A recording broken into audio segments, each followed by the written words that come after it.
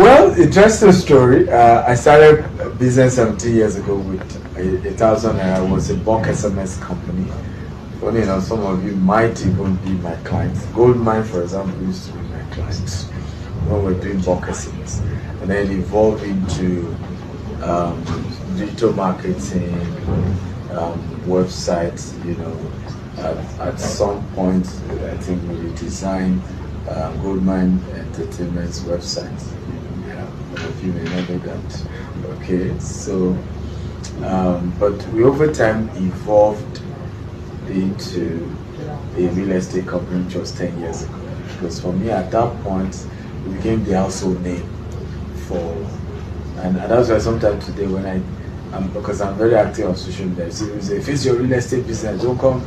And like, we pioneered this thing, you people are, but of course, when you live in field for 10 years, everybody just assume it's the new guy that started it. We were pioneer of this whole social media thing, so I don't know what you are talking about. We just now saw wisdom in saying you are using this idea to help other people grow their business, right? And because at that point it wasn't like one had a core business. Your core business was helping to promote other people's business. So I said, look, why not just use this knowledge of social media, of marketing, to really start your own business and then deploy it in growing your business, and that's what we've had to do. So it was a real organic growth, bootstrapping. In fact, the only place we are not we'll still say it's a form of bootstrapping is maybe in the US, where we're able to have access to institutional funding for a real estate project. But today in Nigeria, it still is what we make, we have to spend. We didn't even have access to maybe loan. We've not taken loan in Nigerian bank in 17 years. So we've had to grow organically. Of course, that came with its own weaknesses, because you have the days, in those early days you couldn't pay salaries, days you are struggling to, all of that. But again, that's also why one is in a position to really mentor more people, because you've been there, you know what it is. It's not as if you started business and you got this big $1 million investment. It was organic, so you know what it means to owe office rent, you know what it means to be begging your landlord, you know what it means to have refund issues. So you really, so for me, I know, you have refund, and then the person uses police to chase you, and turn refund matter to criminal matter, that which is civil, right? If you cover my event now and I say I don't like it, I want my money back, that's not criminal. You can't call me, I can't call you a criminal, right? I may not be happy the way you cover the event. I may feel you need to have covered this angle, you need to post this angle. That's civil, right? Worst case, I can take you to court and ask for damages. That's all. But to go and convince the Nigerian police or EFCC or whoever, so you have come and arrest him, he's a criminal. These are part of, by the way, things killing businesses in Nigeria. Because when you're a young man and you are selling, and just give an example, phone gadgets, or you're a videographer, and someone pay you to do some video work, maybe you delay in editing his work, or he doesn't like what, and then he has used police, your parents have to come and bail you. That's the last time you do media work, because they will tell you, go and look for a job, and don't send you to say, maybe go start. Right? And we've seen so many young people whose business have been crushed, right, by those things. I always argue that Nigeria is a country of bullies, by the bully, for the bully, and the bigger bully wins, right? Unfortunately so. And until we start changing things like this, we'll keep blaming everybody. Meanwhile, we are all responsible for where we are. So I went through all of those phases in life, but the good news is that God helped me to build resilience, and all those things build character in me, build confidence in me. As early as 2015, I was in my office, and before you know it, guns, DSS people came like they wanted to arrest one terrorist. In fact, I remember at some point I said, where's your warrant? Which warrant? Order from the presidency asking for warrant.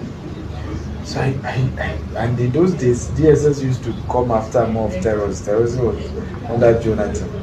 So I felt I was born in Meduguri. Maybe somebody I grew up with has been linked to terrorism, and then he mentioned my name, and then people can just lie on you. So that was all that was in my mind, not even knowing that the trades that were doing to digital marketing. So we're behind all of Buhari's email campaign in that election. But what they didn't know is also the entire Jonathan SMS campaign nationwide has been given to us. So by the time the news went out, because I got my lawyer, of course, bailed me out the next day. I then just wrote an article how Jonathan sent DSS to arrest me. It went viral, millions of views, of course. The same director called me to be begging me and said I should rewrite it, that presidency didn't ask them to arrest me, and that they did not even arrest me, that it was too late for them to allow me go that night. So they needed to, after all, they locked me up in the session where I slept in their reception, and the next day they allowed me go. But we've been through all of those kind of experiences running business. But that's part of the encouragement to people that I won't be here without those kind of background. And this was even before I started real estate, where in case of real estate, you buy land, there's also your own face juju they will put on the land you have paid for, right? Police you have, or monile you have. So, but all that also prepared one, even when for the day when we then expanded into sectors like real estate, that was even a lot more challenging than just in digital marketing, where whether Buhari or Jonathan, we didn't get the job directly. We were just so big that those who got it still brought the job to us. In fact, some of those briefs, I won't even know it was for the president or the opposition until the campaign were going out. So, oh, really? So, but those are part of what I keep encouraging entrepreneurs, that if I could go through all of that and still, evolve into a company with over 200 employees worldwide, with over 15,000 non-direct employees who market our products and still earn something for themselves. We're 4 continents of the world. Anybody can rise up to the top. I wasn't, my parents were not rich. My mother was a civil servant, died of ovarian cancer because we didn't even have money to take her to hospital to diagnose what was wrong with her. So Nigeria has happened to me, let's just put it that way. But if I could still evolve in spite of all that, anyone can do this. Why do you take all your people? I don't start any company without having a successor. Literally, we build companies around people. If I'm going to start a media business today, there's somebody, and God has blessed me in such a way that there are people that, because I do a lot of mentorship, so you just be able to see that there's somebody that you have known over time. So it's not even not necessarily a new person that who is also loyal and committed. So there's hardly anything I do that there's no somebody who is really in charge of it. My own is where they need me to show up because I have some level of fame, right? So technically I tell people in GTED, they just use me and they're not paying me well.